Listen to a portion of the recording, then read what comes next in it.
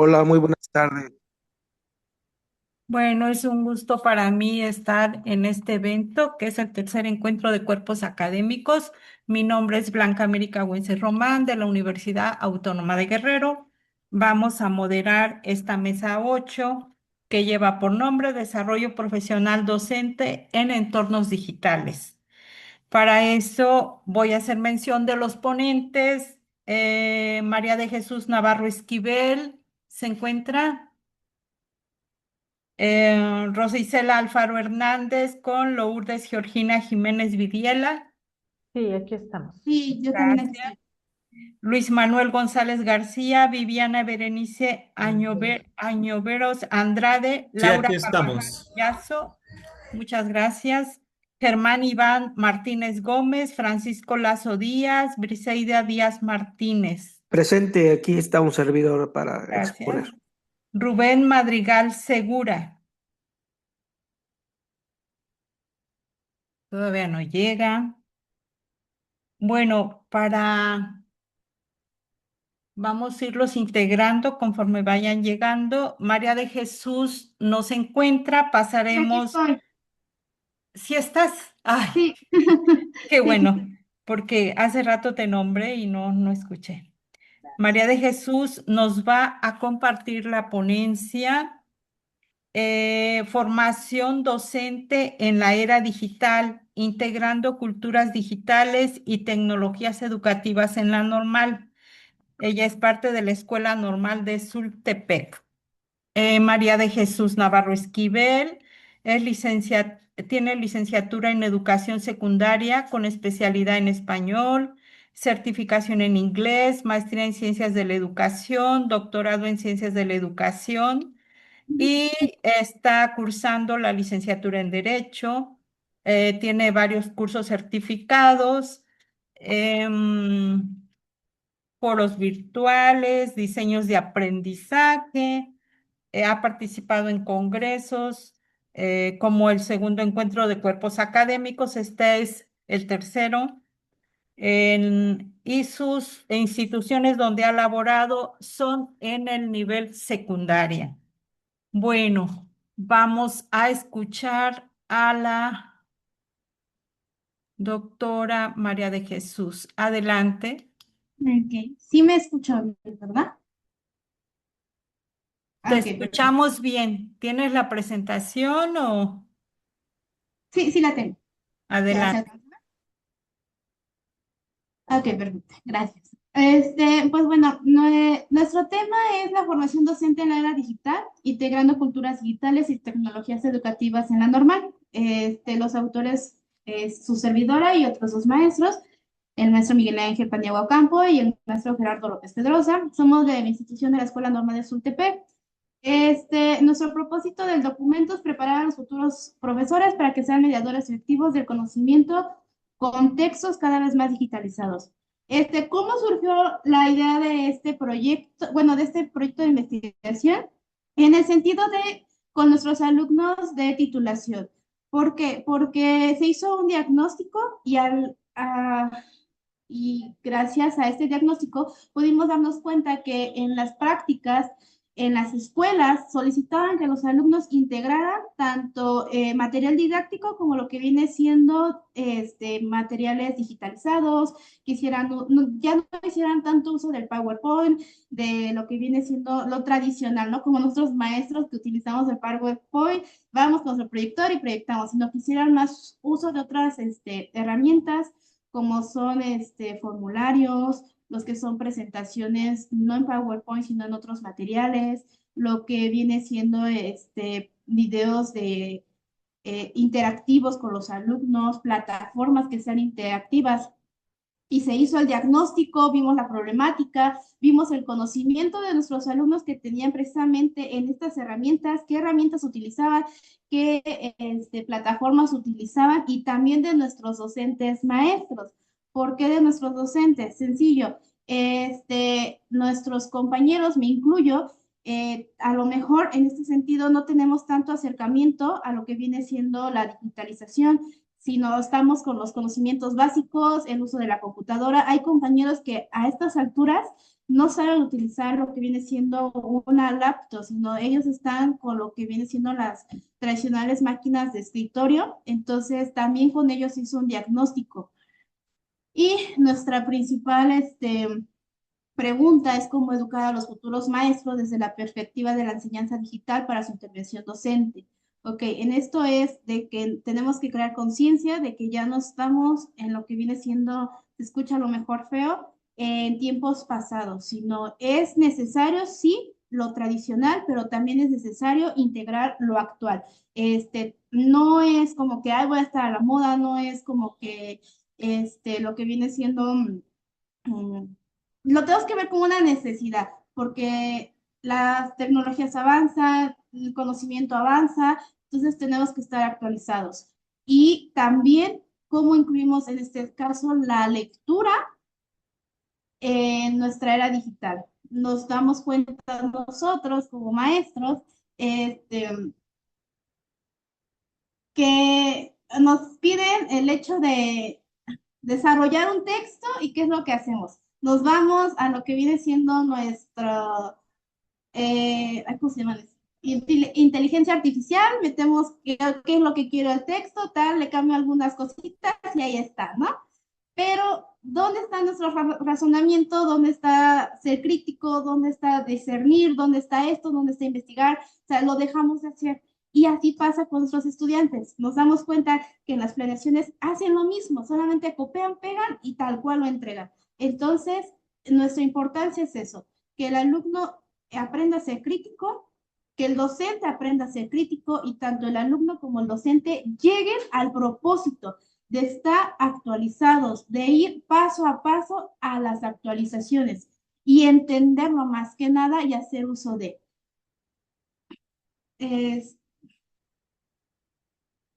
Ay, no pasa. Bueno, aquí está. En la educación enfrenta retos inéditos que requieren replantear su rol, sus métodos, sus propósitos para formar individuos capaces de adaptarse a realidades siempre cambiantes. Esto es bien cierto. Nos damos cuenta, por ejemplo, la página de Facebook. Lo hemos comentado con nuestros alumnos. ¿Saben lo que significa Facebook? O sea, no es solamente ir y publicar de que estoy comiendo, de que hice esto, alguna otra actividad, sino es más que nada el hecho de Facebook se dice caras hablantes. Entonces, perdón, libros de caras. Entonces, es el hecho de entender nuestras plataformas, el hecho de cuál es su uso real, de cómo educar a nuestros estudiantes, de que el hecho del lápiz y el papel o tradicional, la prueba es necesario, pero también cómo llevas estas tecnologías a tus escuelas de práctica, cómo hacer que tu trabajo de titulación, lo hemos visto, por ejemplo, la lectura y la escritura en las escuelas secundarias, o cómo aplicamos la lectura o la material didáctico, estrategias didácticas, cómo, pero también cómo incluyes las tecnologías en ello. Ahorita estamos precisamente poniendo en práctica nuestro proyecto. Hay alumnos que están creando blogs virtuales, que están creando, inclusive, por ejemplo, les planteo aquí una aplicación como Duolingo, de que ellos introducen la frase con faltas de ortografía y sus estudiantes de telesecundaria hacen uso de esas herramientas.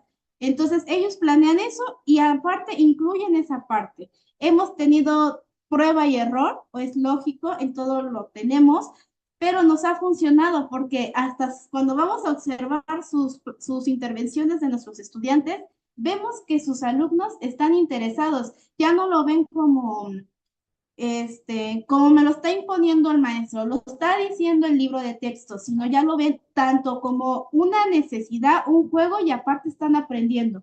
Entonces son tres participantes que están aquí, que en este caso somos nosotros, que somos sus maestros, nuestros alumnos formadores y sus estudiantes de telesecundaria. Es necesario rediseñar los programas de formación que integren tecnologías educativas, fomentando no solo habilidades técnicas, sino también reflexiones sobre el impacto social y cultura de dichas tecnologías. ¿Qué es lo que estamos haciendo como nuestra parte normalista? Nosotros los días jueves tenemos academias, los maestros vienen expertos y nos enseñan cómo utilizar estas herramientas, cómo utilizar el famoso chat TV, la Lucía, todas estas inteligencias artificiales, cómo utilizarlas, desde dónde viene su origen, para qué sirven. Y después nosotros como maestros en nuestros cursos también las implementamos y se las damos a nuestros alumnos para que hagan uso de ellas.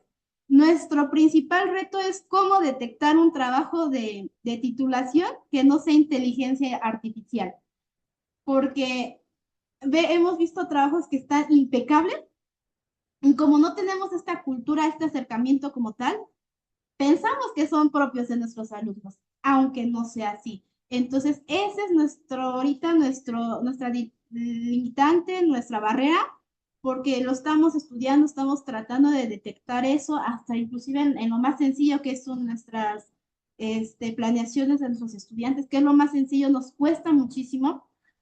En nuestra escuela normal tenemos maestros ya de tiempo, tenemos maestros nuevos, tenemos maestros que estamos a la mitad de los dos, tanto nuevos como de tiempo. Es un sinfín de ideas, porque el hecho de, como bien lo mencioné, maestros que apenas están acercando a la laptop, que están tratando de manipularlo, entenderlo, tantos jóvenes que se están integrando a la normal, que traen otras ideas, y los que estamos en medio de aquí y allá, nos tenemos que inclinar. Es complicado, pero no es imposible. Es un trabajo de mucho, porque nuestros alumnos están muy avanzados. Entonces, honestamente, sí, vamos bien, vamos lento, demasiado lento, pero estamos siendo efectivos. Nuestro trabajo está sustentado con un libro que se llama La modernidad líquida, en donde nos hablas esto, de que las estructuras, las instituciones y conocimientos que antes ofrecían anclaje se han vuelto maleables, fugaces y efímeros.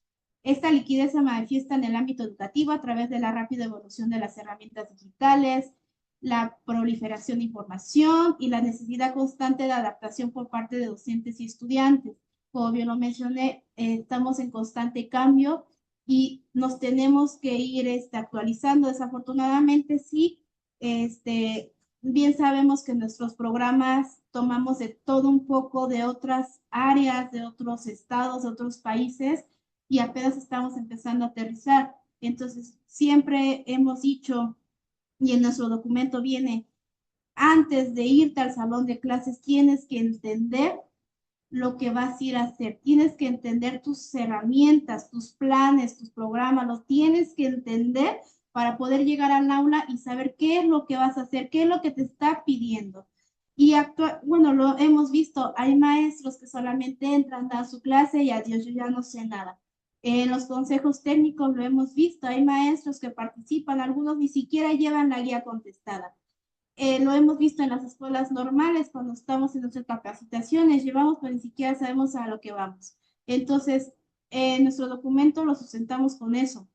Tenemos que entender nuestros programas, tenemos que entender nuestros planes, tenemos que entender la sociedad, tenemos que entender las actualizaciones que se están dando, cómo esta inteligencia artificial nos está sustituyendo como maestros, y cómo es importante el hecho de la actualización.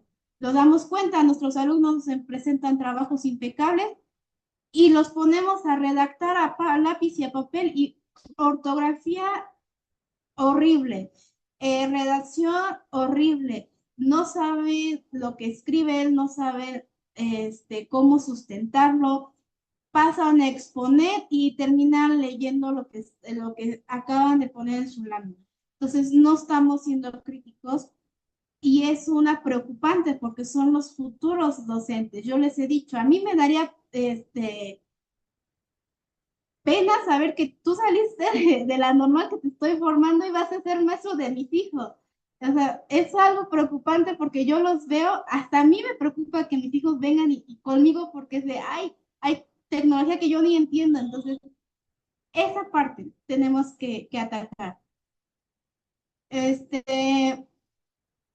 ¿Cómo vamos a integrar esas tecnologías? Pues bueno, en aprendizaje basado en problemas, aprendizaje basado en proyectos, el fomento de la metacognición y el pensamiento crítico, cultivo de la adaptación y el aprendizaje continuo, explorar y crear.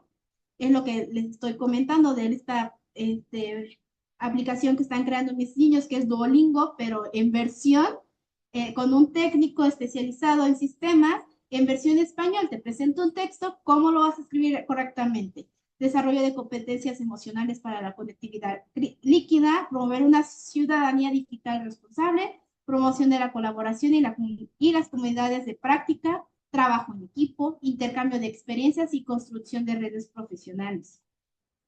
Y una frase, la nueva era nos desafía a concebir una formación que prepara a los docentes para la incertidumbre, la adaptabilidad y el pensamiento crítico, no solo para la aplicación de herramientas. Lo vas a aplicar, pero sabes qué vas a aplicar. Lo vas a aplicar, pero comprendes qué vas a aplicar. Debemos de ser primero nosotros maestros críticos para darles lo necesario a nuestros estudiantes formadores y que ellos vayan a sus aulas y lo apliquen, pero sepan que están aplicando. Entonces, el cambio empieza desde nosotros, maestros normalistas, para poder formar buenos docentes críticos, digitalizados, que estén actualizados, pero sobre todo que entiendan lo que están aplicando. Y espero no me haya pasado de tiempo. Justo. Pues le agradecemos bastante, doctora, y sí me gustaría una pregunta. ¿Qué sugiere o qué propone? Obviamente no es que no las conteste ahorita, pero sí para reflexionar como docentes, como formadores de formadores. ¿Qué sugiero, qué propondría o propondríamos en todo caso, ¿no? De manera colectiva como docentes para la comprensión lectora y para la lectoescritura en el ejercicio desde las cuestiones de las plataformas, de la inteligencia artificial?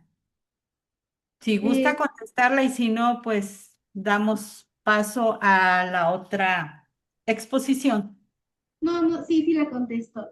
Adelante. Pongo, Sí. por ejemplo, desde mi campo, yo ya lo estoy trabajando desde mis cursos, porque es un trabajo bien colectivo, se habló en una academia, se propusieron temas, aplicaciones, como bien lo mencioné, vinieron especialistas a capacitarnos y cada quien lo está adaptando conforme a sus necesidades. ¿Qué propongo? Bueno, desde mis cursos, el hecho de aplicaciones digitales donde tengamos contacto con la lectura y la escritura. Bien lo mencioné como esta aplicación de Duolingo, está la frase y tú detectas tus faltas de ortografía. Estamos proponiendo eso. Ahora, en cuanto a la lectura, el hecho de crear temas de investigación como esto y que los alumnos tengan la, el interés de participar en foros. Pero, ¿cómo hacer uso? Aquí viene lo que viene siendo la inteligencia artificial. Sí puedes hacer uso de ella, sí puedes, es válido, pero también da tu punto crítico, tu punto analítico. Entonces, estamos integrando eso. Lo estamos trabajando precisamente esa parte, pero cada docente se está enfocando a lo que más se le facilita y sobre todo a lo que entiende de estas inteligencias artificiales. Como lo mencioné, tenemos maestros que no están tan cercanos a la tecnología y les cuesta. Entonces ellos lo toman desde otro punto, como lo mencioné hace un rato, el hecho de la escritura, el hecho de formar proyectos de investigación con los alumnos, haciendo uso de la inteligencia artificial. Y los que estamos un poquito más cercanos, ok, cómo integrar tanto tu lectura y tu lectura en aplicaciones, en páginas, en YouTube, el hecho de crear un video, el hecho de crear ponencias, simulaciones, todo eso estamos integrando. Bueno, muchas gracias, le agradecemos, doctora María de Jesús. Gracias. Y vamos a pasar con eh,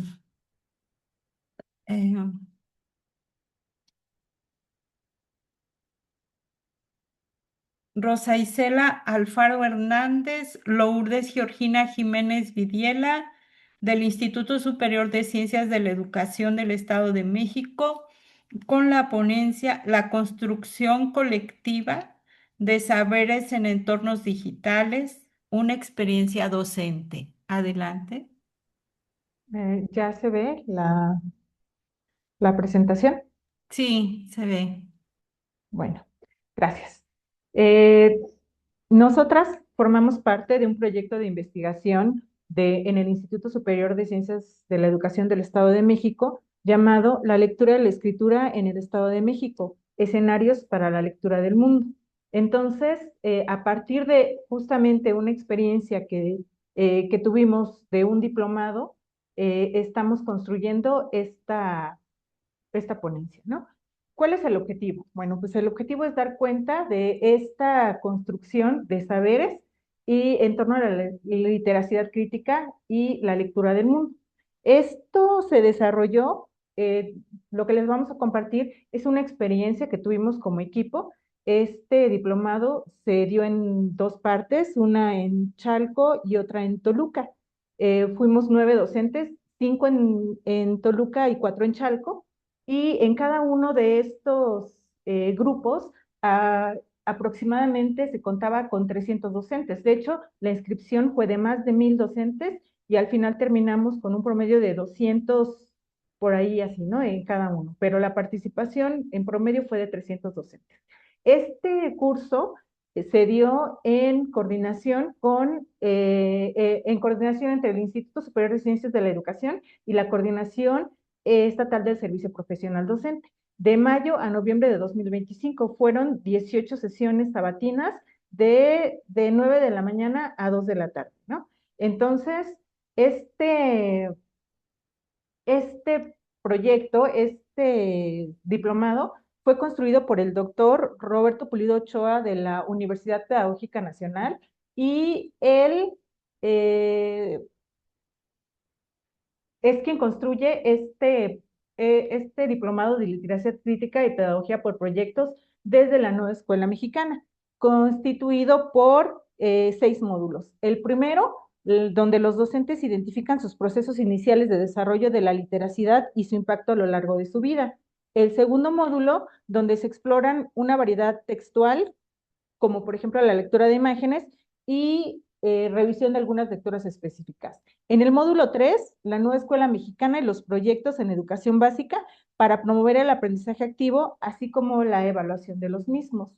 En el módulo 5, que es donde más adelante Georgina les presentará la experiencia, hablábamos de la importancia de las habilidades para una comprensión más profunda del entorno mediático y cultural, y la perspectiva de Casani sobre la lectura crítica. Y en el módulo 6 se hablaba de documentar las experiencias docentes. Entonces, ¿por qué por qué documentar el trabajo docente? Bueno, nosotros tenemos aquí un enfoque narrativo en donde, bueno, cuando leemos historias, contamos, se abre un mundo de nuevas posibilidades y entonces la formación se vive como un territorio de texto inacabado, ¿no? Siempre en movimiento, como un proceso de transformación. Entonces, cuando se documenta el trabajo docente con un enfoque narrativo, como una forma de articular identidad, experiencia y acción, pero la experiencia desde el punto de vista de la Rosa como aquello que nos pasa, que nos atraviesa, que nos transforma. Entonces, esta documentación se hizo a partir de varias plataformas. Bueno, nosotros usamos diversas plataformas para el trabajo colectivo. Primero, por ejemplo, para la promoción, pues entre otras plataformas, se usó Facebook. Hubo grupos de WhatsApp en donde se establecía comunicación con todos los que formaban parte del diplomado. También hubo un intercambio de experiencias a través de la creación de Padlets, en donde ellos iban, comentaban, hablaban de sus experiencias. La interacción, o sea, las sesiones que se llevaban a cabo a través de la plataforma de Teams, de la Coordinación Estatal del Servicio Profesional Docente. Y la documentación de las experiencias se hizo a través de Moodle, de justamente una plataforma en donde los docentes iban compartiendo distintas narrativas, porque al final de cada módulo lo que los docentes tenían que construir eran narrativas enfocadas en cada uno de los módulos del diplomado. Entonces, esta documentación de las narrativas se recopiló por el equipo de investigación a través de la plataforma de Moodle de la Coordinación Estatal del Servicio Estatal eh, del Servicio Profesional Docente. Bueno, y ahorita Georgina les va a contar un poco más del trabajo que se hizo. Gracias. Vamos a, como pueden ver, el trabajo que hicimos fue un trabajo 100% en línea y esto tiene que ver con una necesidad de tener un trabajo simultáneo y directo con las personas que nos acompañaron en el diplomado. Esto quiere decir que estas 300 personas, a través de las plataformas que acabamos de mostrar, interactuaron con nosotros en directo. Es decir, todas las actividades fueron sincrónicas. No tuvimos, como en otras formaciones, no era la idea participar en foros en días diferentes, sino era arrancar procesos de manera sincrónica que los docentes pudieran después ir registrando en un cuaderno de viaje. Este cuaderno de viaje fue todo el hilo conductor mediante el cual ellos fueron tanto vertiendo lo que sucedía en nuestros contactos sincrónicos como lo que se desataba, es decir, preguntas, reflexiones, rememoranzas de su infancia, eh, mirarse a sí mismas y a sí mismos durante, digamos, la semana y luego seguir escribiendo, ¿no? Y este proceso duró más de 20 semanas, fueron 18 sesiones, pero se atravesaron vacaciones también y duró más de 18 semanas. En cuando nos correspondió dar el quinto módulo, en donde la doctora Rosa Isela y yo hicimos equipo, teníamos algunas preguntas que compartíamos, ¿no? Entre ello era qué posibilidades la plataforma nos habían dado para genuinamente construir saberes y conocimiento de manera colectiva, es decir, no solamente para un proceso unidireccional de capacitar o brindar información o darles contenidos o conceptualizaciones a quienes nos estaban acompañando, sino cómo a través de sus propias participaciones, a través de la escucha compartida y de muchos otros elementos que estuvimos tratando de imprimir en nuestras conducciones, se hubiera propiciado o no de manera colectiva la construcción de saberes. Y sobre todo si estas plataformas resultan, como muchas personas piensan, limitantes o al revés, potencian esta posibilidad de que las personas podamos hacer esto, sobre todo en un grupo tan grande y a distancia, ¿no? Entonces, esto nos lo preguntábamos y decidimos aplicar el cuestionario que se ve en pantalla, que le nombramos literacia crítica y espacios de escritura. ¿Con qué objetivo? Dado que el diplomado estaba centrado en la construcción de narrativas por parte de los docentes en un relato personal, también queríamos conocer o asomarnos un poco a sus prácticas, ¿no?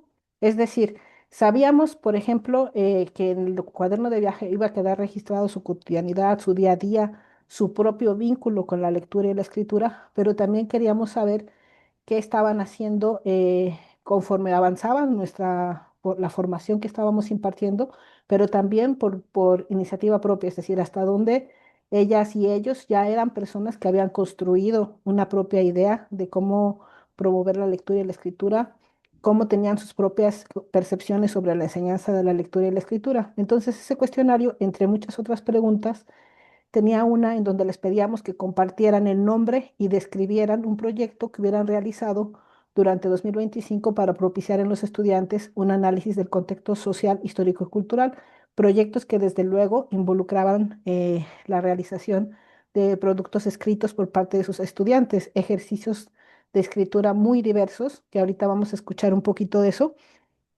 pero quiero comentar que ese cuestionario se hizo simultáneamente, se hizo en directo con las compañeras y compañeros del diplomado, leyendo una a una las preguntas, dándoles tiempo para las respuestas. Y inmediatamente cuando se termina de recabar las respuestas, regresamos al anterior, por favor. Inmediatamente cuando se acabaron de recabar las respuestas, se realizó un análisis de las mismas. Este análisis se realizó a través de una plataforma que se llama Perplexity. Lo que nos permitió hacer Perplexity tiene mucho que ver con pues para lo que sirve. Realmente es un buscador que permite eh, de manera rápida obtener información de la red, pero también eh, permite el análisis de lenguaje, ¿no? Al ser una plataforma generativa de lenguaje, pero sobre todo que hace análisis de lenguaje, me parecía la más adecuada para tener un producto rápido, es decir, para rápidamente obtener un agrupamiento, en este caso temático, de las respuestas que dieron 190 personas. En ese caso, no todos los que estaban conectados contestaron, pero estas 190 personas compartieron la respuesta a esta pregunta y se le pidió a esta plataforma, a esta inteligencia artificial, que las agrupara temáticamente con base en su recurrencia. Es decir, las cosas que más se repitieran y tuvieran en común estas respuestas sobre qué tipo de proyectos realizaban para la escritura y sobre todo con un filtro que es los nuevos estudios de literacidad. Nosotros en el proyecto que estamos llevando a cabo tenemos este enfoque que es el de los nuevos estudios de literacidad, que es el considerar a la lectura y a la escritura como prácticas sociales, ¿no? Entonces, esto, digamos, fue el filtro. Con estos elementos, estuve ahí alimentando esta plataforma y tuvimos esta agrupación temática en donde los proyectos que ellos nombraron y describieron los agrupamos en 8 bloques. El primer bloque, que tiene mucho que ver con proyectos de identificación y reconocimiento personal, en donde mucho de lo que se hacía ahí tenía que ver con lo autobiográfico, los diarios, la manera en que los niños se nombraban a sí mismos, niños y niñas, es decir, proyectos que tenían como objetivo el reconocimiento de una identidad propia y del reconocimiento como personas, ¿no? En el segundo caso, lo que tiene que ver con la investigación y documentación comunitaria, había, por ejemplo, aquí un proyecto que era reporteritos, ¿no? Era el maestro así o la maestra así lo nombró y tenía que ver obviamente con las niñas y niños preguntando en su comunidad sobre cuestiones del contexto, haciendo entrevistas, recogiendo relatos, ¿no? Y había ahí una variedad de proyectos en donde se fortalecía el sentido de pertenencia y memoria colectiva. Los vimos, ahorita les platico un poco más cómo sabemos de estos proyectos, ¿no? La lectura y la escritura y la expresión creativa. Aquí había muchos como el jardín literario, el chocolate literario, distintos espacios en donde se invita a las niñas y a los niños a escribir y a expresarse, ¿no? De manera que estas actividades eran de las bastante recurrentes. En el cuarto grupo temático están los proyectos que abordaban problemáticas sociales como la violencia, ¿no? Le pusimos aquí reflexión social y ciudadana, pero abordaban la violencia, momentos históricos como el del 68, el 2 de octubre no se olvida, varias cuestiones que afectan a nuestras comunidades y que fue muy interesante ver cómo las maestras y los maestros los han integrado en proyectos, en este caso en la pedagogía por proyectos que marca la nueva escuela mexicana, pero sobre todo que involucran la escritura. En un quinto grupo se agruparon ciencia, medio ambiente y sustentabilidad, que son proyectos que tienen mucho que ver con, ya sabemos, la producción de huertos, el reciclamiento, etcétera, pero siempre con un enfoque más integral, o sea, proyectos que no se basaban solamente en un hacer, sino en tener esta interacción con la comunidad y el contexto. Otro agrupamiento, el sexto, sería el de vida saludable y que tenía mucho que ver con campañas que tenían que ver con la salud, con la calidad de vida y donde se integraba esto a los proyectos de escritura. Finalmente, en la agrupación 7 y 8 tenemos arte y expresión creativas. El caso de la expresión creativa, pues tuvimos personas que estaban haciendo cuestiones de teatro, ¿no? Cuestiones donde las chicas y los chicos estaban experimentando también con las artes visuales, ¿no? Y finalmente, juegos y tradiciones de la comunidad, en donde por una parte tenía que ver con la recuperación de estos saberes comunitarios que a través de distintas actividades que ellos reproducían en la escuela y también con juegos que se recuperaron también de las comunidades. Es decir, en estos 8 grupos agrupamos los 180, 190 proyectos, ¿ok? Eh, Después de que los agrupamos, nos quedamos en la anterior todavía. Después de que los agrupamos, los fuimos mostrando a las maestras y maestros. Y las maestras y maestros fueron nombrando, o sea, veían los proyectos ahí en la lámina que correspondía al agrupamiento y decían, sí, yo hice, yo tengo ese proyecto, yo lo realicé.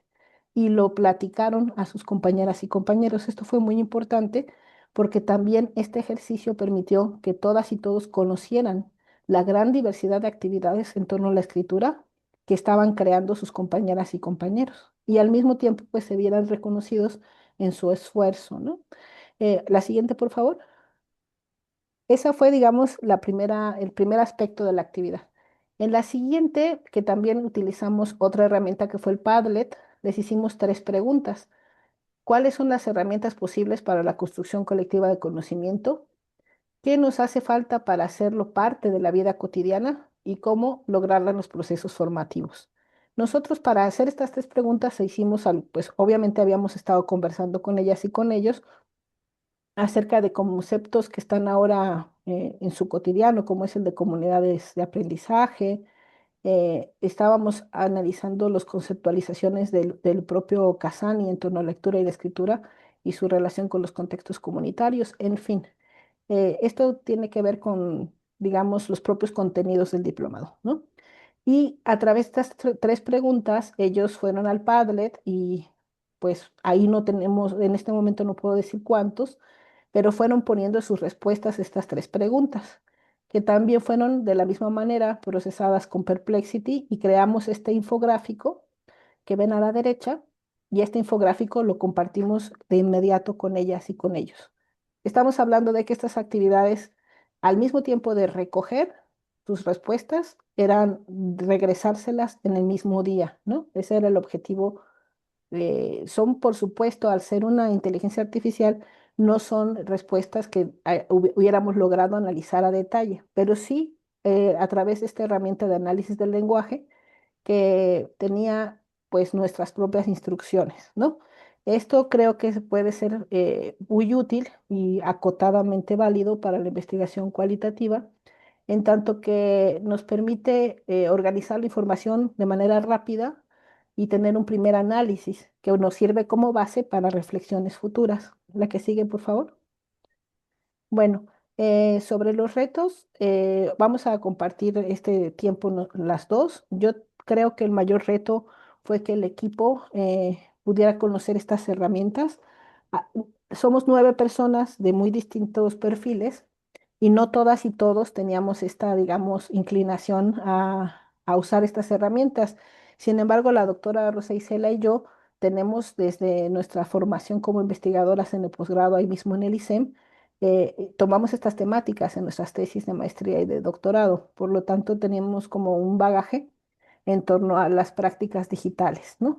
Entonces, para nosotras era muy importante poder integrar esa perspectiva a nuestra experiencia en el diplomado. Y yo creo que ese fue un reto grande porque no es algo que todas y todos todavía tenemos claro, pero que sí puede ser parte de nuestra reflexión como en nuestro proyecto de investigación. Adelante. Sí, bueno, otro de los retos fue interactuar mucho tiempo con cámaras apagadas, así como lo ven ahí. Era muy breve los espacios en donde los docentes realmente podrían integrarse, además, obviamente, de los retos de la desconexión, de los problemas, de las fallas, de las ausencias, ¿no? De los grupos tan grandes que no es posible darle la voz a todos. Y bueno, también algo que fue un reto es pues, en Toluca se pudo hacer al final una sesión presencial. En Chalco, por las condiciones que nosotros tenemos del espacio, no fue posible y entonces todo el diplomado se terminó también en línea. Entonces eso también para nosotros no nos dio posibilidad de poder platicar o de ver los cuadernos de viaje, que eran finalmente eh, lo que se había recuperado en todo el trayecto formativo. No nos dio oportunidad de ver los cuadernos de viaje de manera física, por ejemplo, ¿no? Y entonces todo fue de manera virtual. Y bueno, ya no sé si quieras agregar algo, pasamos directamente a las conclusiones, porque creo que ya nos pasamos un poquito. Sí, ya se pasaron de ti. No mucho. Está muy Sí, apasionado el tema. sí, gracias. Entonces, bueno, ya como conclusiones que tenemos es que, bueno, los espacios digitales sí pueden convertirse en ambientes propicios para el diálogo y el intercambio de experiencias, pero no están carentes de emotividad, ¿no? Ya que los maestros al final, ¿no? Nos decían justamente que había sido un espacio donde ellos habían aprendido con los otros, de los otros, ¿no? Y que había sido para muchos de ellos muy emocional, sobre todo muchos hacían referencia al principio cuando se les hacía regresar como a sus primeros acercamientos, a las canciones de cuna, a los cuentos. Entonces, esos habían sido espacios muy emotivos porque se recorrió todo su trayecto de literacidad desde su infancia. Entonces, eso también fue, propicio para el reconocimiento de las experiencias y la reflexión, ¿no? Y entonces, pues sí se dio esta construcción colectiva de saberes y de posturas. Y bueno, Geo ya va a terminar con... Sí, agradeciendo sobre todo la atención de todos ustedes y que esta reconstrucción y análisis de los diálogos es algo que todavía tenemos como posibilidad como colectivo. Es decir, esta experiencia de impartir el diplomado a casi 600 personas nos ha dejado a nosotras y a nosotros como investigadores, nos ha dejado huella también, ¿no? Y ya estaremos en otros momentos compartiendo sobre eso. Gracias. Gracias a ustedes también. Y qué bueno, esta propuesta está acorde con la anterior colega que expuso con María de Jesús. Se puede decir que están muy ligadas, muy articuladas. Y bueno, me da mucho gusto también acá habemos un grupo de docentes que trabajamos con dispositivos didácticos como la didactobiografía, como los círculos de reflexión, la pregunta problematizadora, con el objetivo de construir conocimiento en comunidad, efectivamente. Pues me da mucho gusto que nos hayamos encontrado con ustedes. Bueno, vamos a pasar a la siguiente mesa porque tenemos el tiempo, pues, un poquito. Vamos a escuchar la ponencia de Germán Iván Martínez Gómez, Francisco Lázaro Díaz, Briseida Díaz Martínez, de la Escuela Normal de Tenancingo, el docente como curador y mediador en la era de la inteligencia artificial, profesionalización para entornos digitales. No, perdón, me equivoqué. Estoy leyendo otra ponencia. Es de Luis Manuel González García, Viviana Berenice Añoveros Andrade, Laura Carvajal Jasso, de la Escuela Normal número 3 de Toluca. Percepciones docentes sobre la formación y el egreso. Un análisis fenomenológico entre generaciones. Ay, ya me estaba brincando, ¿verdad? Esta ponencia. Sí se encuentran, ¿verdad?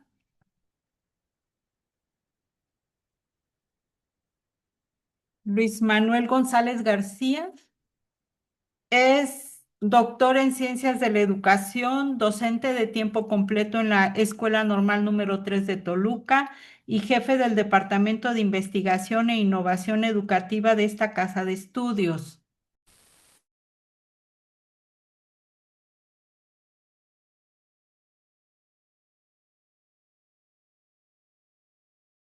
Viviana Berenice Añoveros Andrade, técnica en auxiliar de educadora con especialidad en puericultura, autodidacta en la licenciatura en educación preescolar, con maestría y doctorado en ciencias de la educación.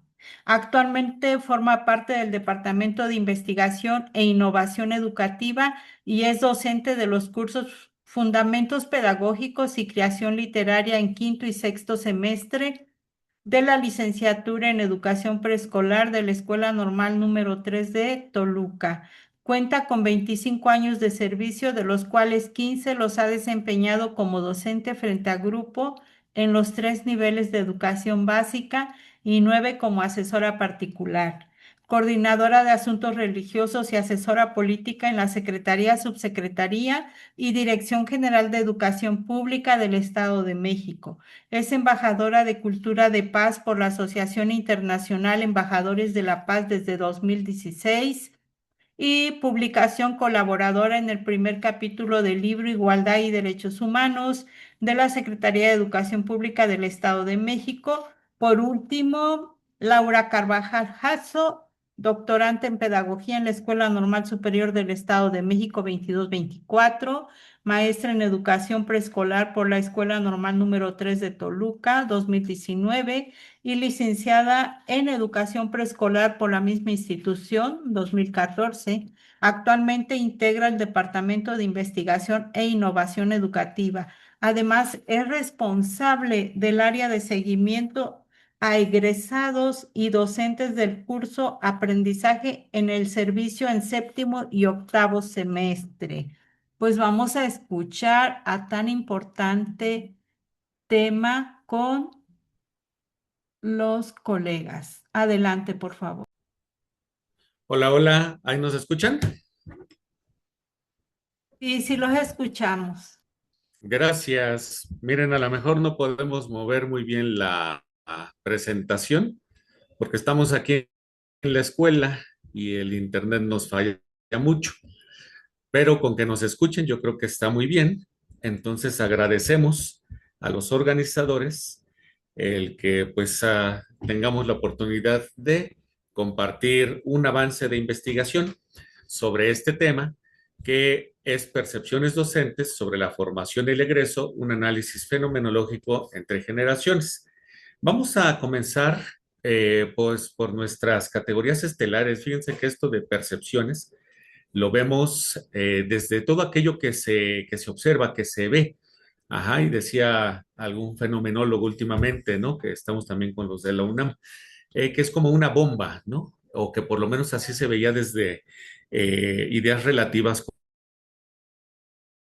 con Husserl, en el sentido de que no es nada más lo que ves, sino que algo de eso te pegó, es decir, se estrelló contigo, ajá, y por eso es que quieres hablar de ello, ¿no? Entonces, esas percepciones docentes, pues van y tienen, nosotros les queremos encontrar sentido, los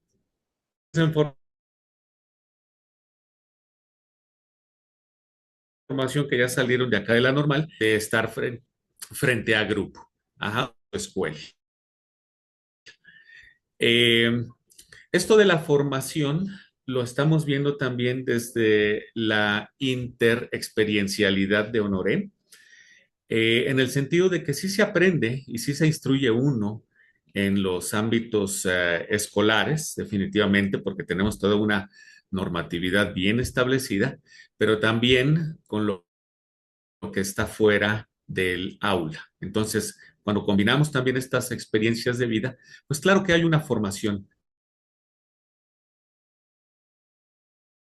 tanto en la vida con la vida, planes de estudio y de todo lo que hacen las alumnas aquí,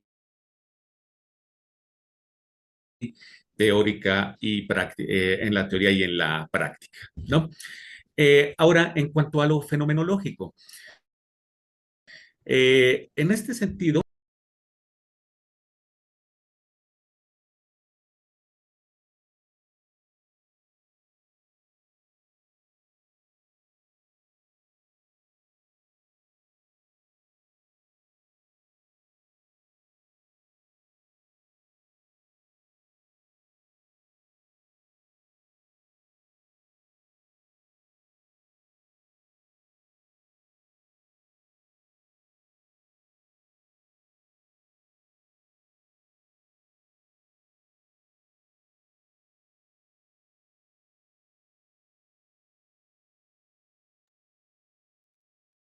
Parece que hay problemas técnicos de conectividad.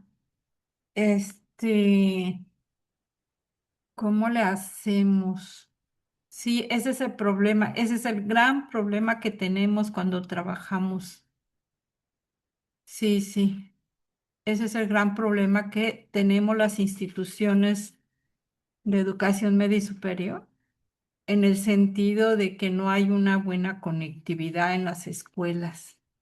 Por eso tenemos que pagar de manera particular. Bueno, yo creo que pasaríamos a la otra ponencia y posteriormente ya les preguntaríamos si ya se pueden conectar. ¿Qué les parece?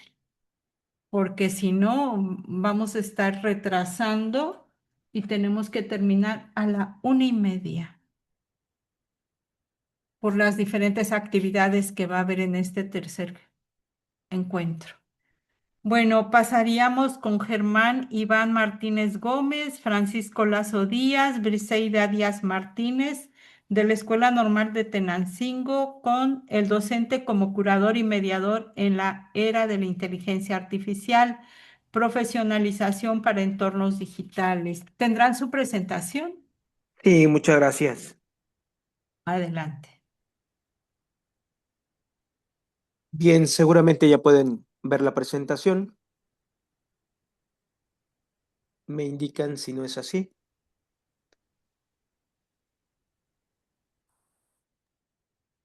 Ya se ve. Sí se Perfecto, ve. perfecto. Sí, sí, Bueno, se ve. pues les saludo con mucho gusto. Muy buenas tardes. Reciban un saludo afectuoso desde la Escuela Normal de Tenancingo, aquí en el Estado de México.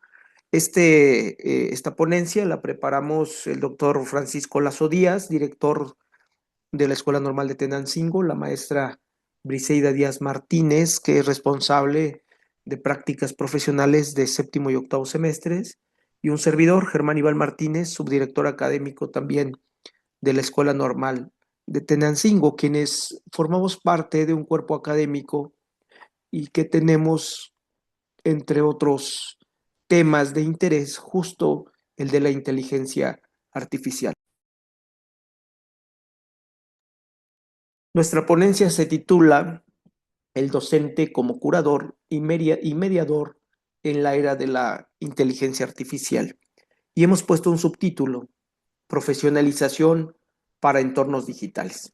Bueno, queremos comentar brevemente que para nosotros la curaduría de saberes es un proceso mediante el cual un sujeto que puede ser el docente, el investigador, el especialista, lleva a cabo un proceso de selección, de evaluación, de organización, de información y de contenidos.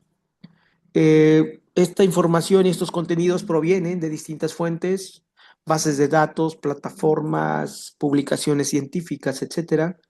Y pues lo que hace el docente o debe hacer desde nuestra perspectiva es una mediación crítica, ayudar precisamente para que el estudiante ante el desafío de la obesidad informativa, pues pueda él llevar a cabo una selección cuidadosa, una búsqueda estratégica, una evaluación crítica, una organización, una clasificación y desde luego que pueda también integrar distintos saberes y evitar el simple copiar y pegar, que a veces el uso de la inteligencia artificial está generando un uso acrítico. Respecto a la mediación de saberes, para nosotros esto implica un acompañamiento cognitivo, brindar en el estudiante un andamiaje, una orientación, generar en el aula experiencias significativas, promover el diálogo, la interacción y también la ética, obviamente, ante el uso responsable de la inteligencia artificial. Bueno, eh, estamos convencidos, quienes integramos esta ponencia, de que el futuro del docente no está en competir con la inteligencia artificial. Creo que tenemos más bien que aprender a colaborar con ella. Y el objetivo de esta exposición es reflexionar sobre nuestro papel como docentes ante la irrupción de la inteligencia artificial, que es un parteaguas en la historia también de la humanidad y que pues ha venido a modificar prácticamente todo.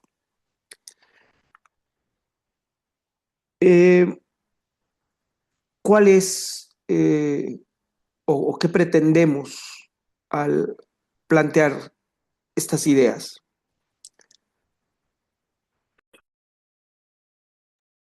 Les ofrezco una disculpa, estoy un poco mal de la garganta.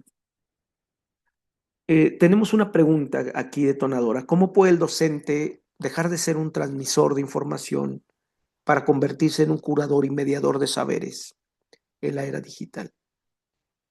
Eh, bueno, creemos que podemos nosotros tener algunas estrategias de profesionalización precisamente para llevar a cabo esa tarea y ese es el propósito de esta charla. Como, como parte del contexto, hay que decir que vivimos una transformación profunda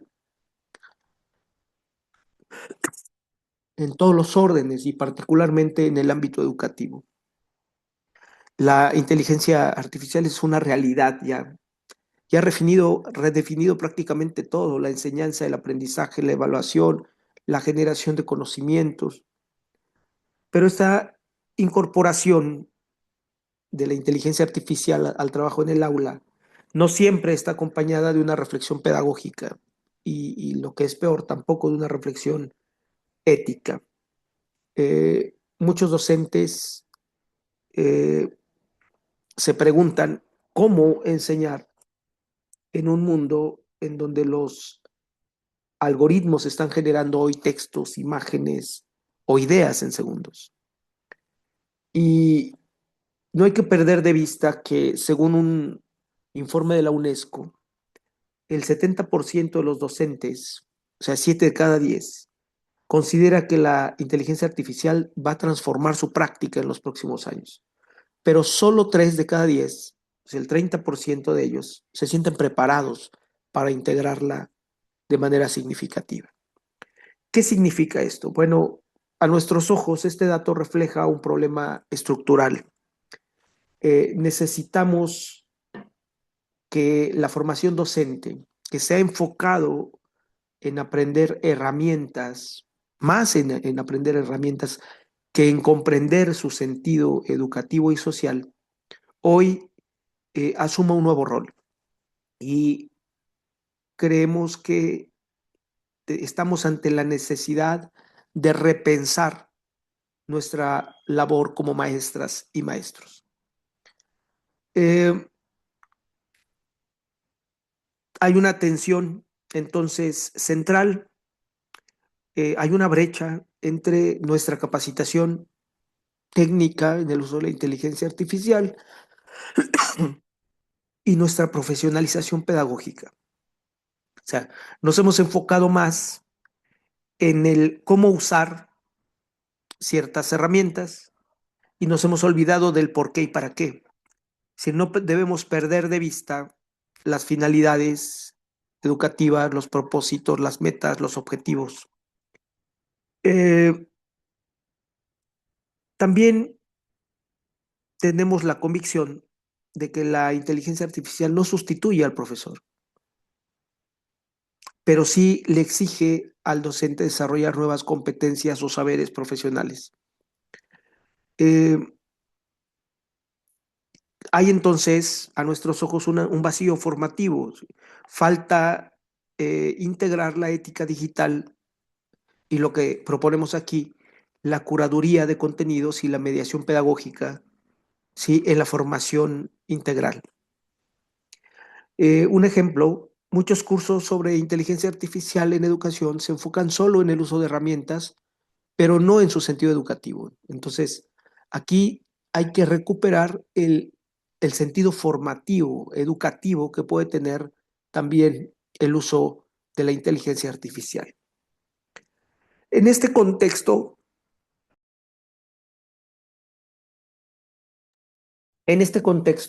proponemos pensar al docente desde 3 nuevos roles fundamentales.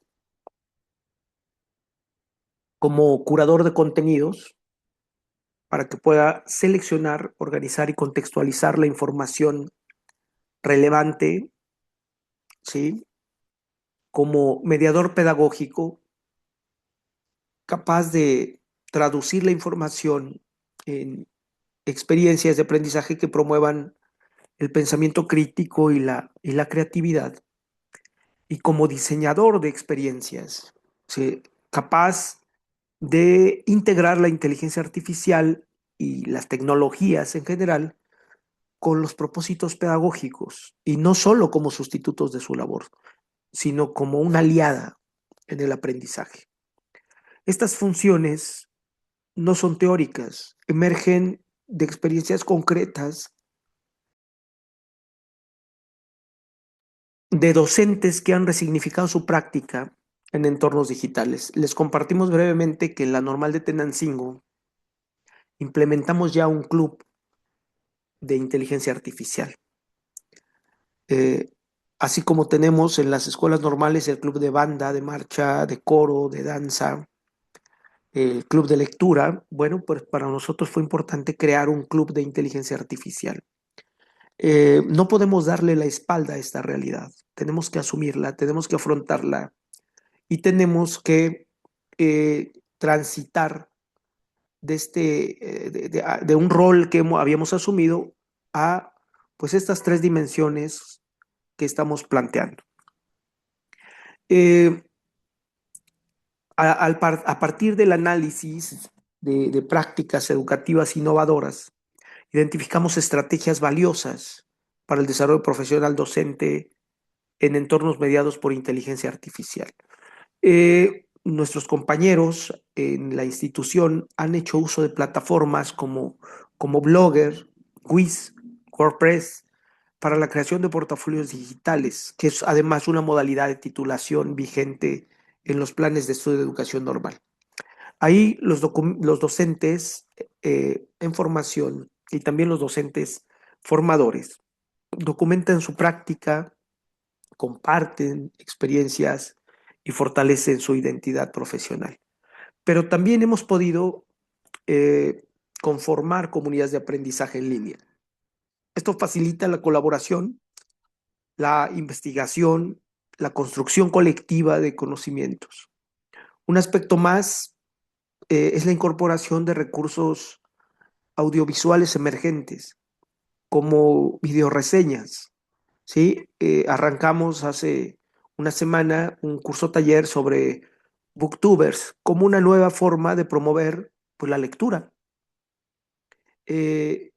Y también, bueno, pues hoy estamos preparándonos, estudiando sobre lo que llaman TikTokers educativos, que permiten acercar el aprendizaje a las culturas digitales de nuestros estudiantes.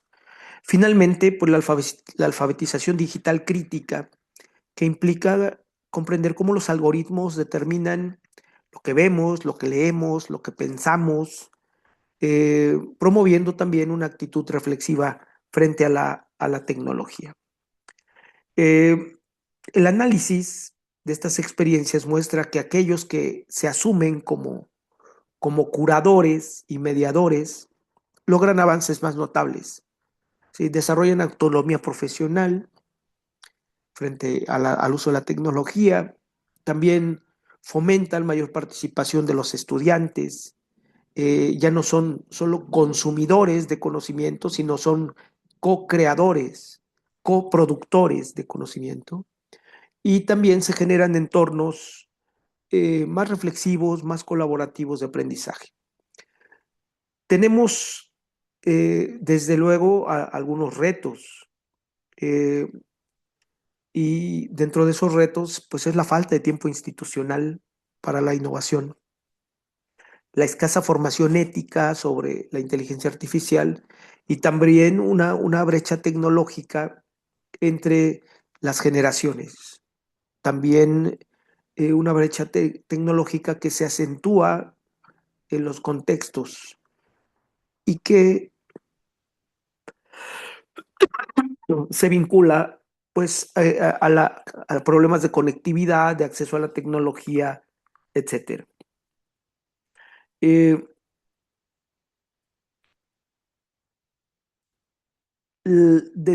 A partir de nuestra reflexión surgen pues algunas conclusiones.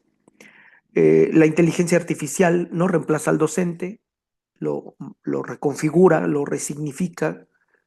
El valor reside entonces en su capacidad para interpretar, acompañar y dar sentido humano a la práctica educativa. La profesionalización docente debe integrar competencias clave, una competencia técnica para usar herramientas con eficacia, una competencia crítica para comprender las implicaciones culturales y cognitivas, y una competencia también ética para garantizar un uso responsable y justo. La innovación educativa no consiste, a nuestros ojos, en adoptar tecnología, sino en darle un propósito pedagógico y un sentido social.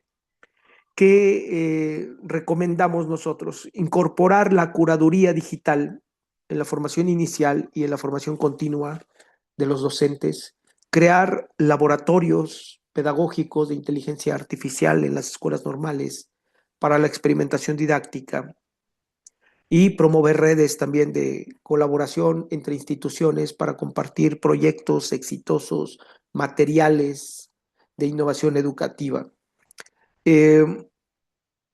Queremos compartir una idea con todos.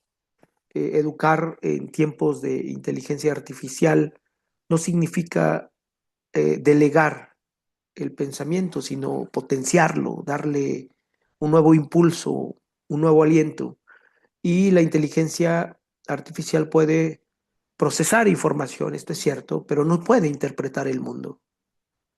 No puede interpretar el mundo. Este sigue siendo una tarea nuestra, una tarea de los docentes, darle sentido, ¿sí? Recuperar la ética y también destacar la humanidad del conocimiento generado por las propias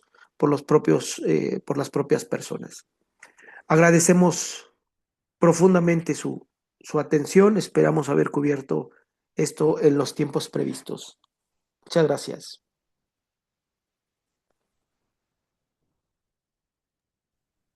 Gracias a ustedes por tan importante aporte que nos interpela, ¿no? A todos como docentes que podemos plantear desde esta pedagogía, ¿no? Que nos invitan, que nos convocan. Muchas gracias. Parece ser que el equipo anterior de colegas no ha logrado conectarse. Vamos a dar paso entonces al siguiente ponente, Rubén Madrigal Segura, del Instituto Superior de Ciencias de la Educación del Estado de México, con la ponencia Identidad y prácticas en los relatos docentes, primeras reflexiones pedagógicas. Adelante.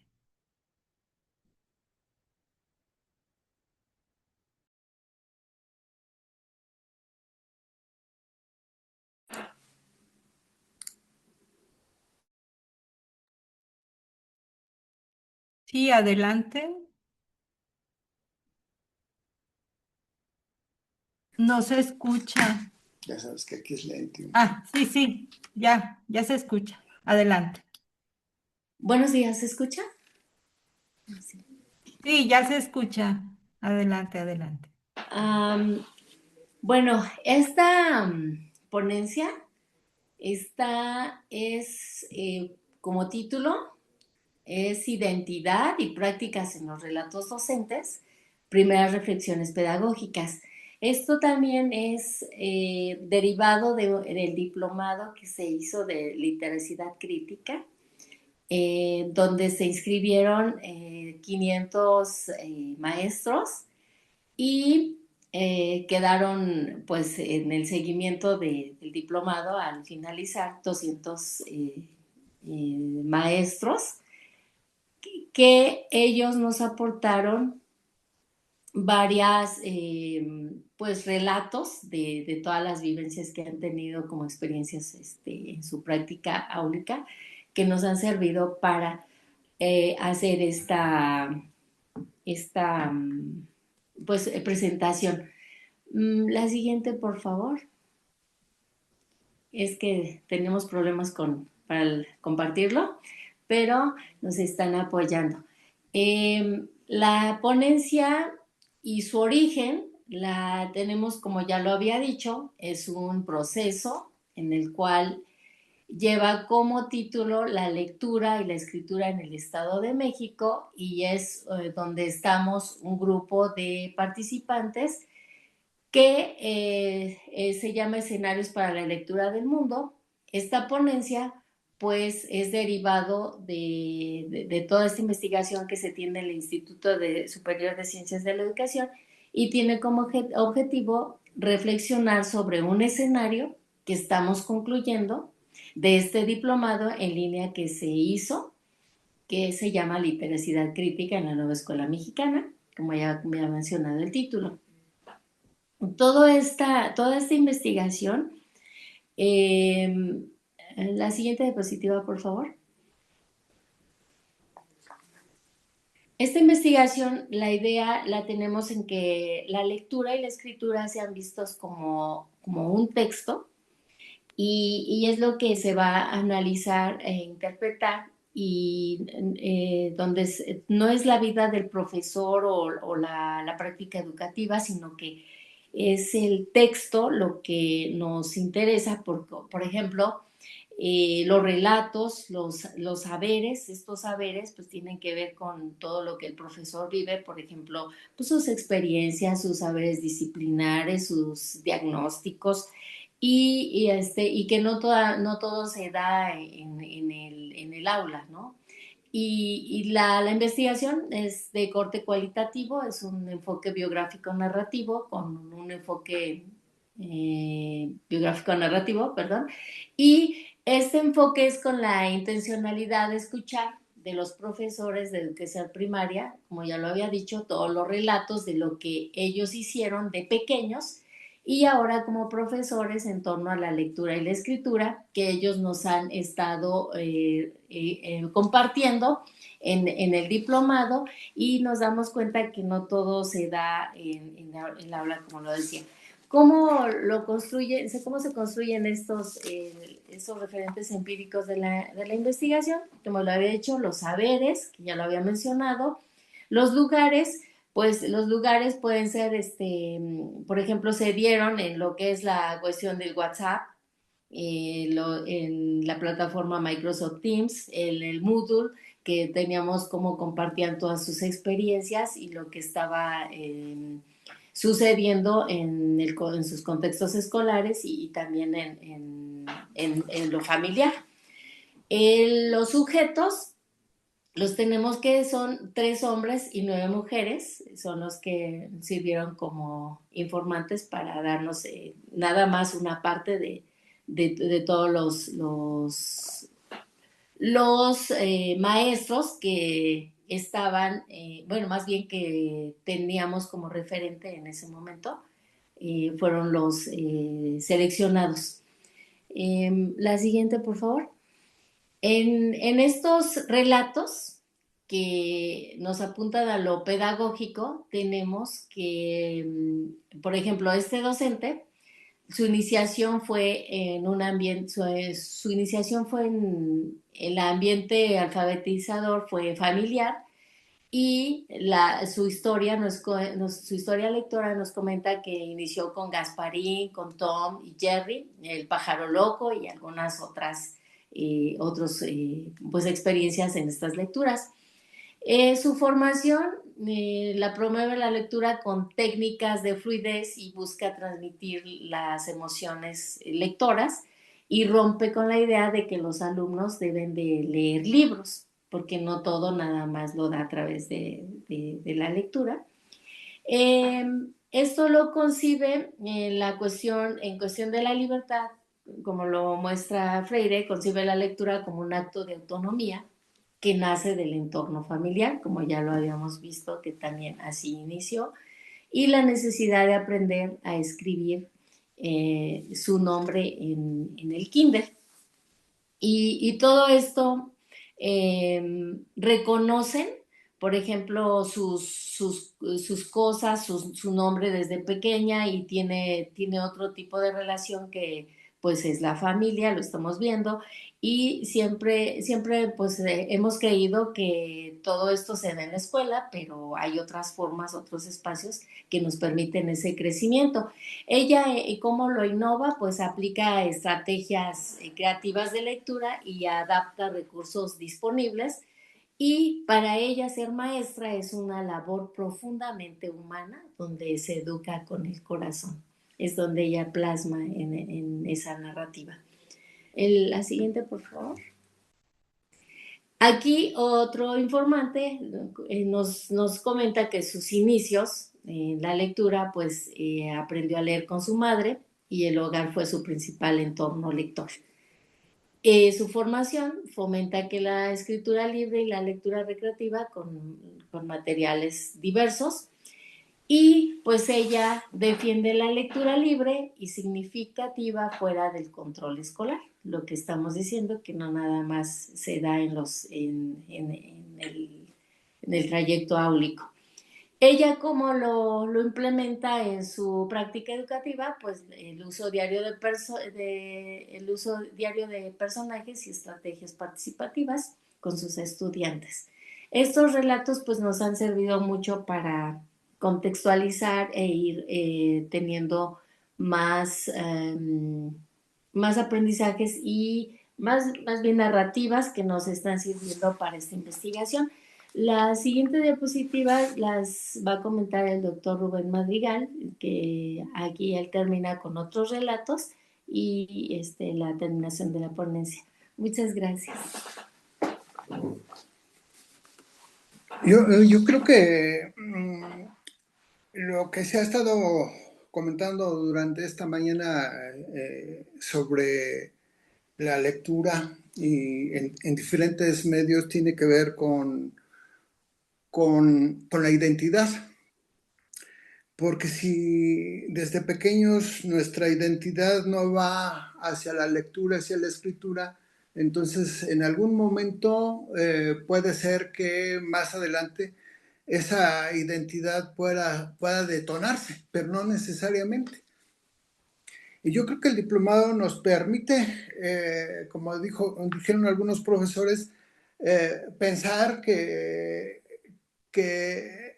hay otros espacios y otros momentos donde la lectura y la escritura son un detonante en la vida de nosotros como profesores, y que eso nos permite ver como un trayecto hacia nuestra práctica docente en torno a la lectura y la escritura.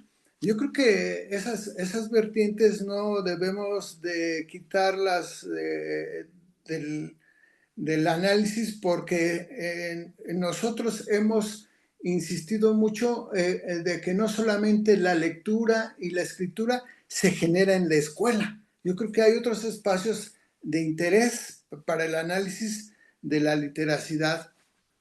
Aquí nos damos cuenta que hay otros contactos más comerciales, donde el libro mágico hace acto de presencia. Yo creo que aquí este relato nos va dando cuenta de que su proceso lector empieza precisamente hasta la edad escolar y no antes. Pero también nos permite ver que en su proceso de práctica docente se da cuenta el profesor que las lecturas tradicionales como mame, mi momu, mi mamá me ama, son prácticas que deben de desecharse, que debe haber otros procesos de alfabetización que permitan precisamente la lectura del mundo a través de la lectura crítica y romper con los métodos tradicionales de alfabetización, y no solamente de alfabetización, sino de lectura y escritura en general. Entonces, aquí también nos pone de manifiesto que hay otros recursos tecnológicos que pueden coadyuvar en estos procesos de acercamiento a una pedagogía diferente a la que hemos vivido como estudiantes, ¿no? La siguiente, por favor.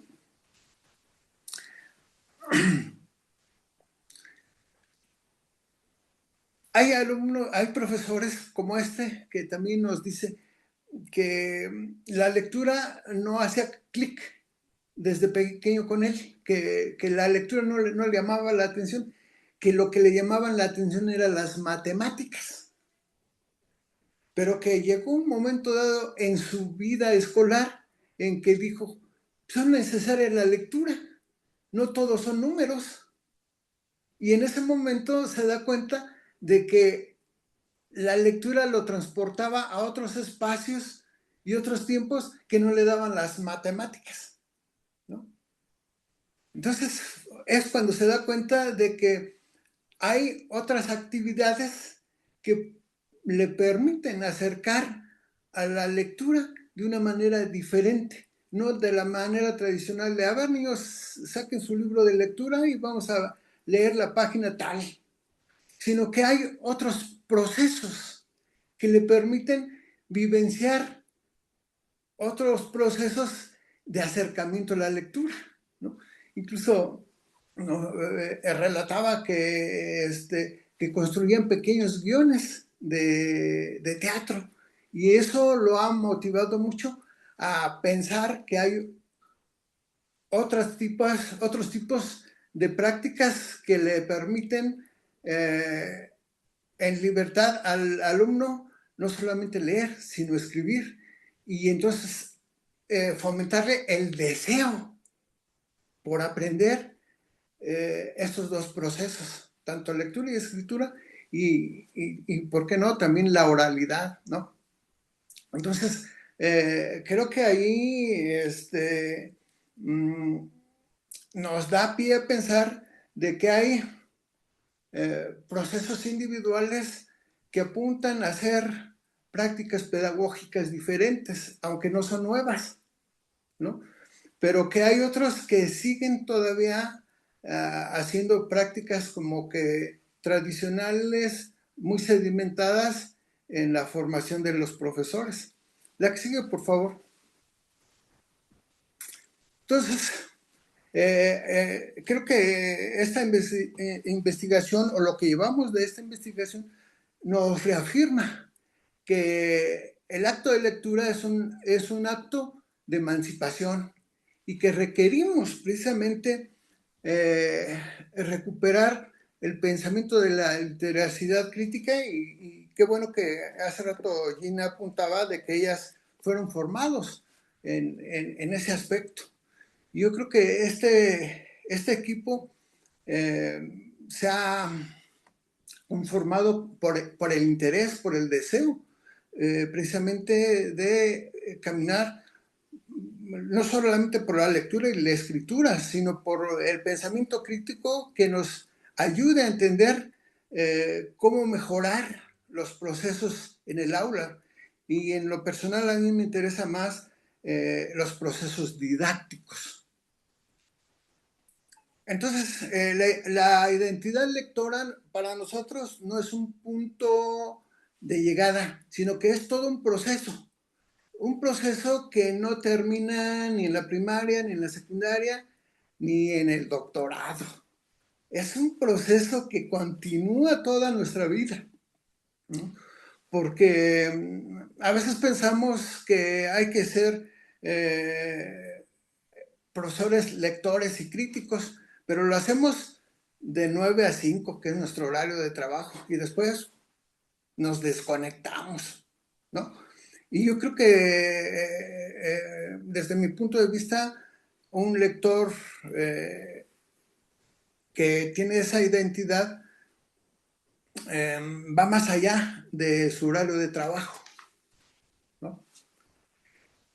Entonces, la lectura y la escritura para nosotros se configuran como una herramienta de transformación educativa y social, aunque muchos lo han dicho, pero creo que nosotros con estos 12 casos estamos documentando de que sí se genera.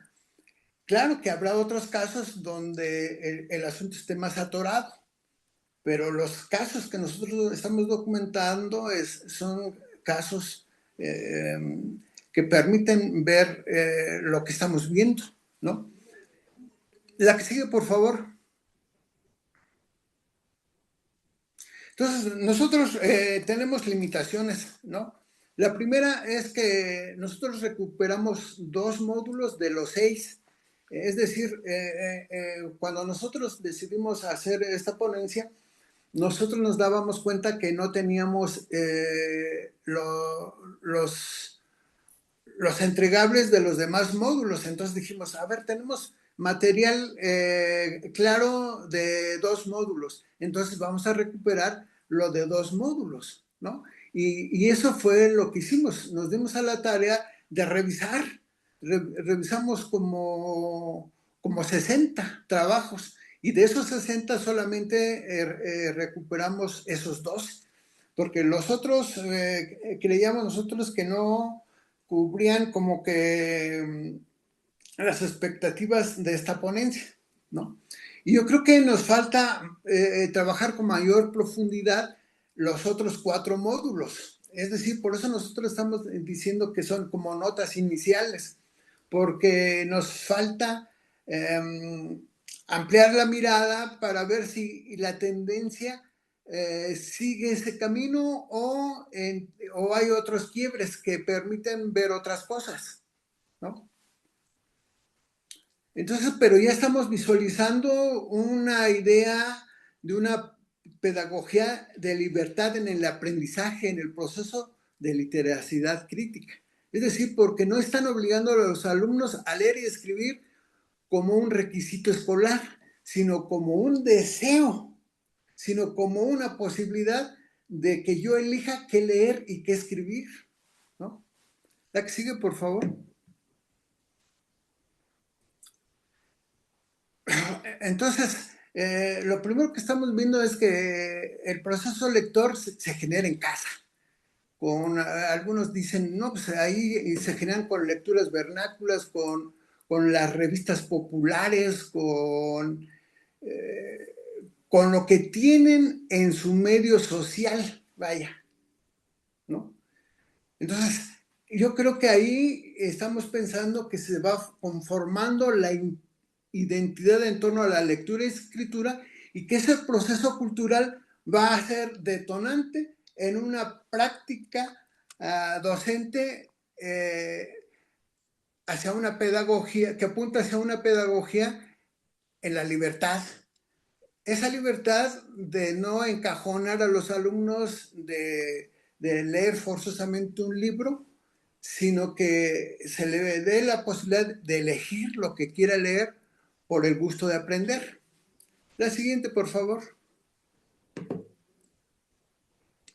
Entonces, nosotros cumplimos con el objetivo de esta ponencia. Dimos cuenta de ello yo espero que el escrito permita hacer más visible lo que hemos estado hablando. Y yo creo que este enfoque biográfico narrativo nos va a dar pie a diseñar propuestas más amplias sobre, no solamente sobre la didáctica, sino sobre otros procesos que requiere la escuela de educación básica, no solamente en el Valle de Toluca, sino en el nororiente del Estado de México y en todo el Estado de México. La que sigue, por favor. Y fin.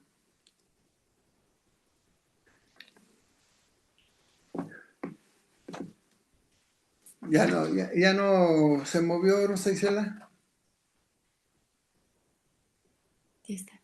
Ya. Discusiones. Ya, ok. Entonces, esta identidad lectora es un proceso dinámico porque no es lineal. Había profesores que daban cuenta que desde pequeños tuvieron contacto con libros, tuvieron contacto con la cultura escrita, pero otros hasta edad muy avanzada comenzaron con este proceso y otros mucho más adelante de la primaria se dan cuenta de que la lectura era fundamental. Incluso hubo quienes nos hicieron el comentario de que para ellos la lectura llegó hasta la escuela normal. Entonces yo creo que esto del proceso de la lectura no se adquiere necesariamente en la primaria. Y no es privativo de que solamente la escuela enseña a leer. Yo creo que hay otros espacios donde los niños que posteriormente estudian la carrera de profesor se forman en sus espacios sociales. Había quienes decían, pues mi mamá, otros decían mi papá, otros decían mi abuelita, otros decían mi tía, pero era en un ambiente familiar donde eran sus pininos como lectores y como escritores. La que sigue, por favor. ¿Puede ir concluyendo, por favor? Ya nos pasamos Claro. por 4 minutos. Sí. Entonces, esto es un proceso cultural. Necesariamente tendremos que hacer esto visible como un hábitus. Y este hábitus no necesariamente se adquiere en la escuela y mucho menos en la escuela primaria. Es un hábitus social, familiar, en donde se inicia uno. La que sigue, por favor. Y fin, ya. Gracias. Muchísimas gracias. Inmediatamente pasamos ahora sí a escuchar, ya tienen mejor conectividad, al equipo de Luis Manuel González García, Hola, hola. Berenice Añorbe Andrade y Laura Carvajal Yazo. Adelante, por favor.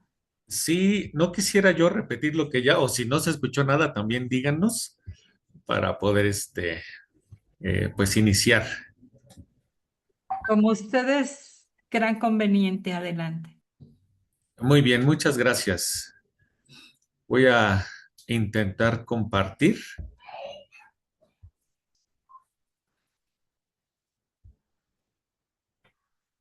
Creo que nada más compartimos esta, ¿no? Para ver si no hay problema. ¿Ahí me escuchan? Sí, perfectamente. Adelante. Sí se ve la diapositiva, ¿verdad? No, aún no.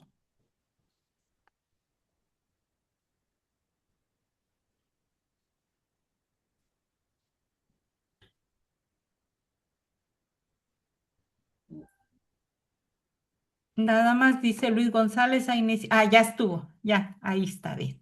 Ahí se ve ya. Sí. Perfecto. Bueno, les solicitamos una disculpa. Ya nos cambiamos de espacio. Iniciamos con las percepciones, lo que se ve. Trabajamos con docentes en la Normal 3 de Toluca. Tenemos más de 500 docentes y estamos también en investigación y egreso.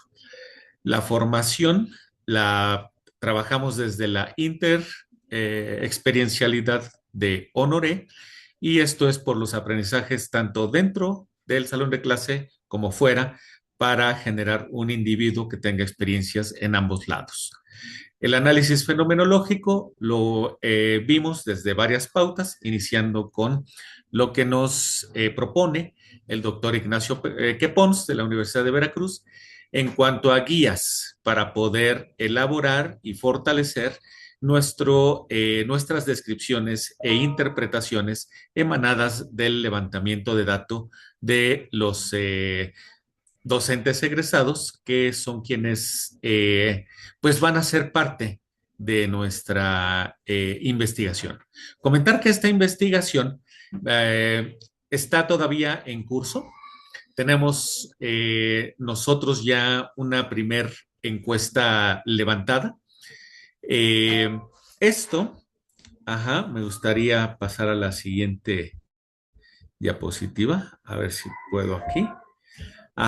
Nosotros partimos de una pregunta que es hacia dónde vamos a enfocar nuestros 3 instrumentos y tiene que ver con qué tan preparada se siente una futura educadora a partir de la formación que recibió y que nosotros podamos analizar precisamente cómo perciben esa formación que les hace llegar a dar sentido a qué tan preparadas se sienten. Lo estamos haciendo en términos muy sencillos, precisamente porque queremos que ellas, mediante la confianza, finalmente nos conocen y a las docentes que estamos participando, pero que puedan ellos decirnos más sobre cómo les ha ido. Hablaba yo ya de las encuestas, precisamente porque algo que siempre tenemos que considerar y que de lo cual nosotros partimos es de la normatividad, la nomología. ¿Qué les sucedió a estas docentes? Pues bueno, estuvieron en transición. Es decir, en nuestro diagnóstico, nosotros sabemos que ellas cursaron 2018 este plan de estudios en donde se hablaba por competencias, pero empezaron a implementar 2022 desde sus prácticas en 7º y 8º semestre. Ahora ellas ya están en servicio. Estamos hablando de la generación que acaba de egresar. Entonces nos encontramos también con una cuestión conceptual en donde, por un lado, tenemos un plan de estudios que, como ya había mencionado, desarrolla competencias, pero tenemos también un plan 2022 en donde ya se habla de humanismo y de capacidades. Esta frase famosa, ¿no? De cada quien según sus capacidades, a cada quien según sus necesidades, ¿no? Entonces, a partir de eso, nosotros decimos, bueno, vamos a ver cómo les ha ido en este entorno a ellas. Ya hablé un poquito de esto, pero me gustaría ahondar en que nosotros tomamos la fenomenología desde la epoché, que viene del mundo griego, pero que nos habla de poner entre paréntesis esos supuestos científicos con los que siempre quisiéramos iniciar o que son los que nos hacen mirar el mundo como lo miramos. Hay una reconducción, de acuerdo con Husserl, hacia la experiencia pura. Esta palabra la pongo entre comillas. Nosotros le llamamos la experiencia que ellos nos pueden dar. Claro, también tenemos que reconocer ahí que ya tenemos un proceso que tiene que ver con el recuerdo. Es decir, aunque es un recuerdo muy reciente, sí puede haber ahí un sesgo subjetivo y ese lo consideramos. También por eso es que nosotros estamos partiendo del el binomio noesis-noema, que también son otras dos partes fundamentales de la fenomenología, en donde tenemos una imagen en el individuo que se queda ahí en su memoria, en su mente, a partir de algo que vio.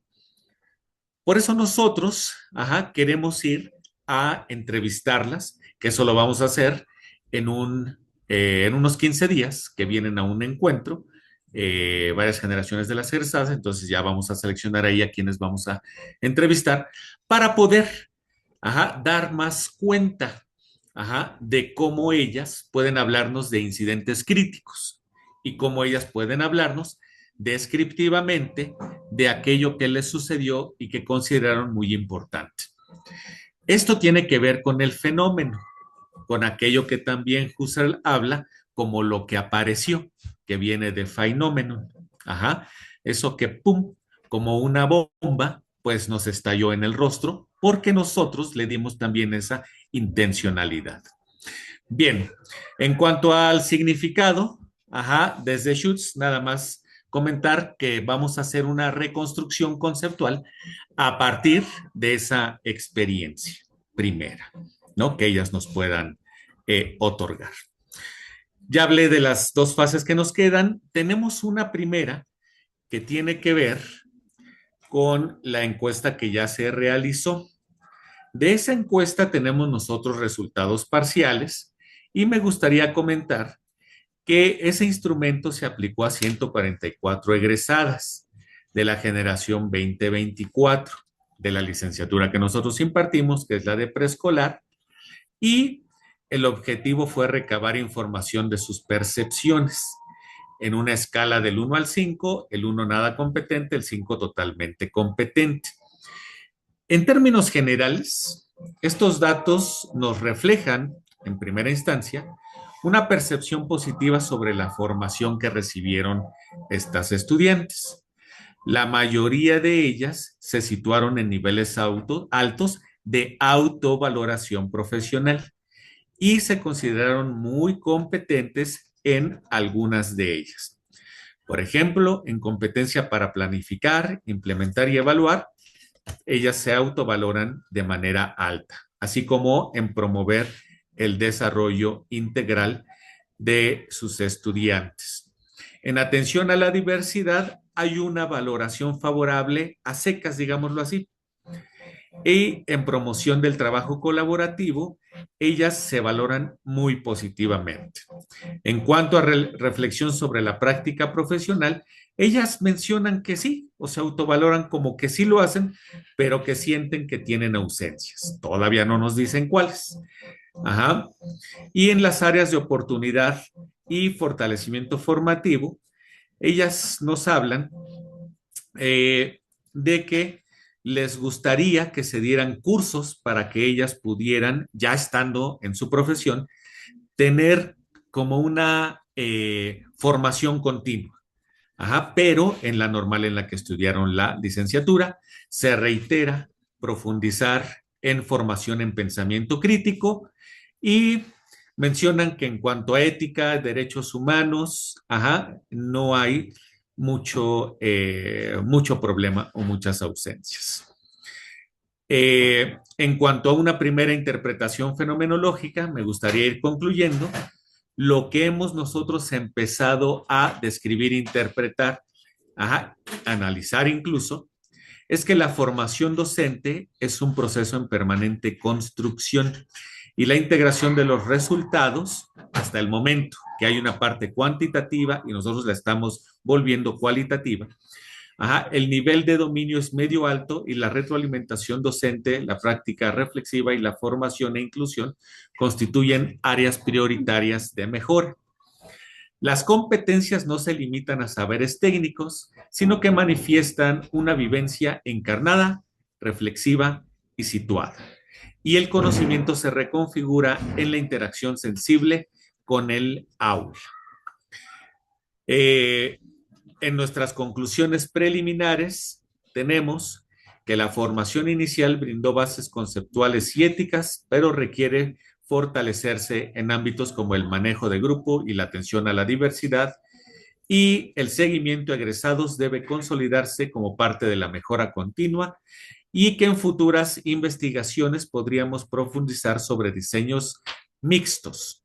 Ajá. Con estas conclusiones, nosotros queremos aportar elementos que vayan, que aunque son hasta cierto punto lo que ellas vivieron, que podamos problematizarlos más para que eso sirva para mejorar los procesos y el programa, ¿por qué no?, de seguimiento a egresados en nuestra institución. Con eso concluimos por el momento y agradecemos mucho la atención.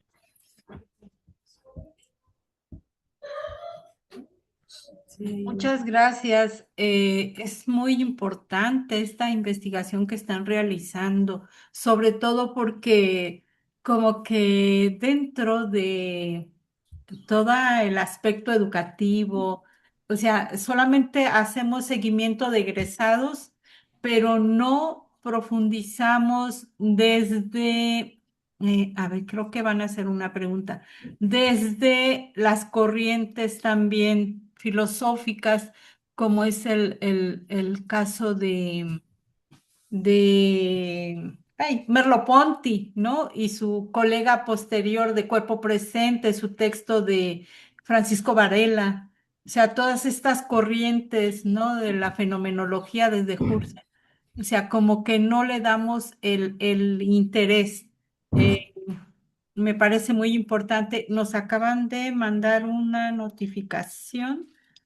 Ay, oh, ya nos pasamos de tiempo, ¿verdad? Así parece, Bueno, pero vamos a podemos dar por seguir en el concluido. diálogo Vamos, posteriormente. sí, sí, porque está muy interesante esta ponencia que casi ya no la escuchamos, pero tuvimos la oportunidad de una conectividad oportuna también, ¿no? Entonces, los invito a que se integren a las siguientes actividades y bueno, les estoy muy agradecida y pues a seguir y nos vemos en el cuarto encuentro. Hasta luego. Hasta luego, muchas gracias. Gracias a ustedes.